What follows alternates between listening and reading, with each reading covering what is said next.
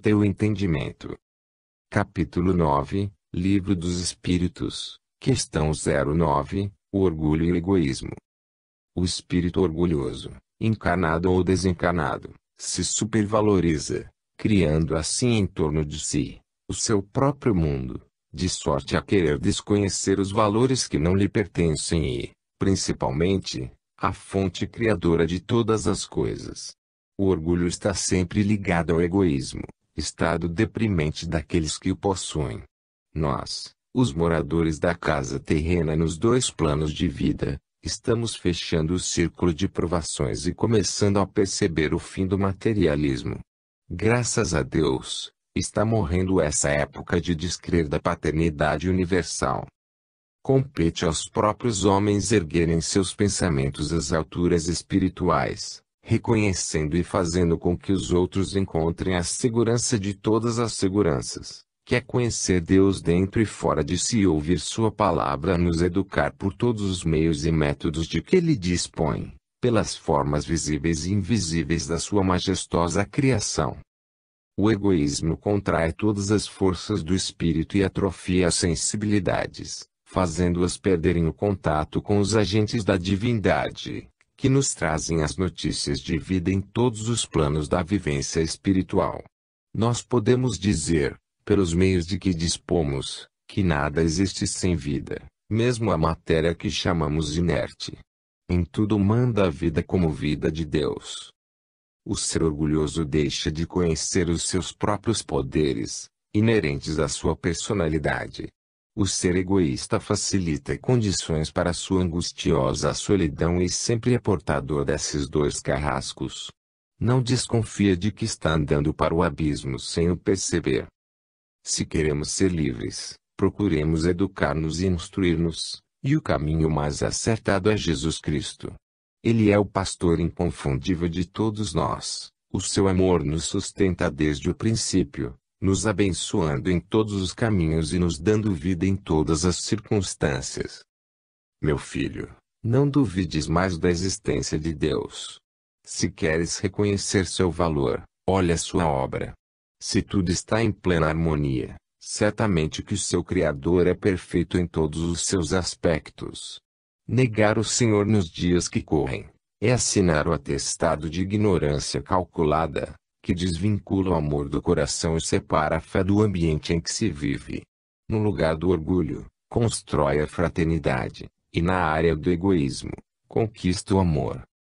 Não és diferente dos que já se realizaram na vida espiritual, e não existem outros caminhos que não sejam os delineados pelos grandes missionários da caridade. Falar no bem e viver no bem é a meta do espírito inteligente, que não se esqueceu da educação. Quando admiramos uma pintura famosa, a primeira coisa que desejamos saber é quem foi seu autor. Pois bem, a natureza universal, de cujos benefícios desfrutamos, é a mais bela pintura, é a mais engenhosa construção que podemos contemplar. Façamos o mesmo, busquemos o seu autor. Encontraremos esse Deus de que sempre falamos com toda a nossa alegria, com toda a gratidão. A obra reflete a inteligência de quem a fez. Se ainda duvidas da nossa fala, procura nas diversas literaturas espiritualistas, busca meditar sobre ele, que a sua presença tornar-se-á visível às tuas sensibilidades, bem como ao teu raciocínio. E ele passará a ser teu companheiro permanente, porque abriste o coração à procura da sua benfeitora luz. Já procuraste observar o teu próprio corpo e o seu funcionamento inteligente? Foi o acaso que o fez? Se desconheces o teu próprio corpo, foi alguém mais capacitado que o planejou. Procura esse alguém, que o encontrarás sorrindo para ti, ajudando-te a desvendar os mistérios que existem em muitos outros ângulos da vida. Livra-te do orgulho e do egoísmo, que encontrarás as bênçãos do entendimento, encontrarás Deus dentro de ti. Capítulo 10, Livro dos Espíritos, questão 10, a natureza de Deus. A natureza íntima de Deus escapa aos sentidos humanos, em toda a sua trajetória evolutiva. Somente Deus se conhece. E o que não acontece conosco, Nós não nos conhecemos. Os mistérios a desvendar são infinitos, em relação à divindade. Na profundidade, ainda desconhecemos a própria matéria que nos serve de veículo e, portanto, estamos longe de conhecer o seu Criador. Parar de estudar a sua personalidade majestosa é desconhecer o valor do progresso, que sempre nos convida para avançar, porém, dar saltos incompatíveis com as nossas forças é quebrar a tônica da nossa capacidade. A ansiedade de conhecimento pode nos levar aos extremos. No entanto, o bom senso nos chama a atenção para a harmonia que o deverá nos guiar em todas as sequências evolutivas. Basta, por enquanto, saber que ele existe e aprender algo mais sobre os seus atributos, que o tempo, impulsionado pela nossa vontade, dar-nos a ambiente favorável de sentirmos a divindade em nós, o que já representa um grande avanço na esteira dos vivos. Se os homens ainda não se libertaram de muitos hábitos extravagantes e vícios perniciosos, como querer conhecer a natureza íntima de Deus, cada vício é uma porta fechada em direção às belezas imortais da alma. Cada hábito inconveniente é uma tranca ajustada à porta, impedindo a inspiração superior de chegar ao coração humano. Estamos muito apegados às coisas de criança, pela força do nosso tamanho evolutivo. A mente cresce no ritmo que as leis determinarem, sem com isso perturbar o andamento da ponderação. Não devemos entregar os nossos deveres a Deus. Ele está sempre presente pelos meios que acha conveniente. Entretanto, a nossa parte temos de fazê-la, e, ainda mais, aprender a fazê-la bem. Enquanto permanecermos na ignorância, sofreremos as suas consequências. A justiça vibra em toda a criação como agente de Deus, acompanhada pela misericórdia do seu amoroso coração, que bate dentro do infinito, no ritmo da luz. Quando nos faltam sentidos para conhecer alguma coisa a mais dos nossos conhecimentos, o que fazer?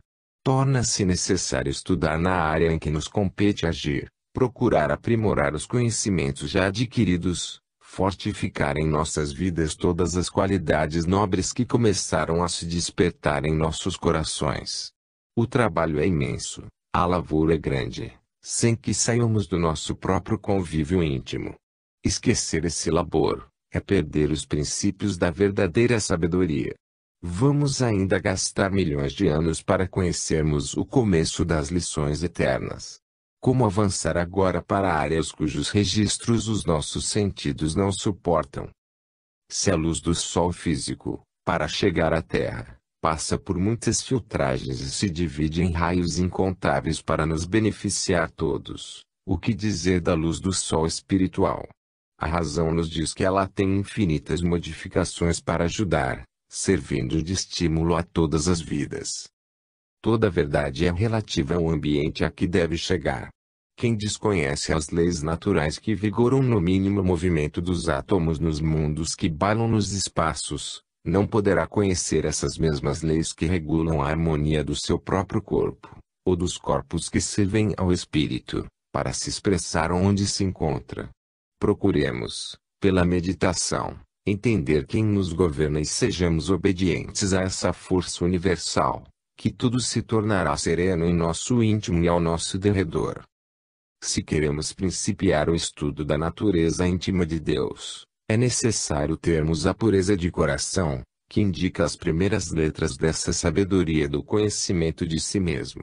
Os caminhos são infinitos, como infinitos são os nossos destinos ante o Todo-Poderoso, que nos fez por amor. Capítulo 11, Livro dos Espíritos, Questão 11, O Mistério da Divindade. O mistério da divindade está distante da compreensão humana, por faltarem ao homem sentidos para tal. As sequências misteriosas dos espíritos a Deus são infinitas e os caminhos são igualmente sem fim.